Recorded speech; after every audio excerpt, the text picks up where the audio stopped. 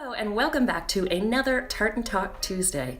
This week we are talking all about Montreal. Let's jump right in. Tartan in the past. Scottish history in Montreal has a lot more roots than one might think. After the Highland and Lowland clearances in the 18th century, many impoverished Scottish immigrants made their way to Canada and the United States. Seeing lots of untapped potential in the huge forested land of Quebec, the Scottish immigrant population grew in leaps and bounds in the 18th and into the mid-19th century. These immigrants were instrumental in helping build the commerce side of the city, the Lachine Canal, the railroads, and they also built the first bridge across the St. Lawrence River. Notably, James McGill, originally from Glasgow, was a highly successful merchant in Quebec. In the few years leading up to his death, he drew up a will leaving his Burnside estate, which comprised of 47 acres of land, as well as £10,000 to the Royal Institute of Learning. The conditions of the will specified that the institute must establish a university or college that bears his name using the land and the money. That school is what we now know as McGill University. Tartan in the news.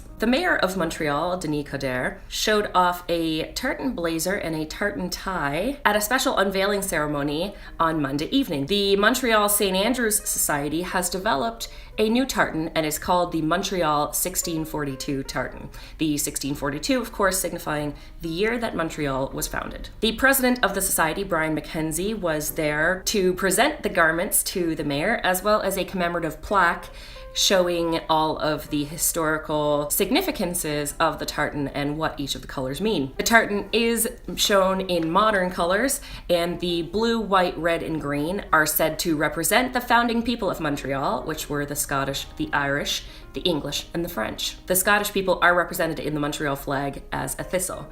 The green in the tartan is also meant to represent the forest, the lands, and of course, the Aboriginal people who were there long before any of the European descendants who founded the city in 1642. Piece of the week. This week I'm going to go with this high-collared sheath dress. I chose this dress this week because I was actually a part of a big fashion show in Montreal. It was called the Trans-Canada Runway Show, and it was designers from across the country. This was one of the dresses that was shown on that runway.